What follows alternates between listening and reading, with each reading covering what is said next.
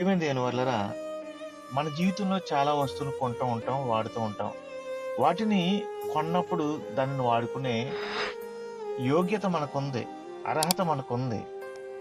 అలాగే ప్రభువైన యేసుక్రీస్తు వారు తన ప్రాణమిచ్చి మనల్ని కొన్నారు.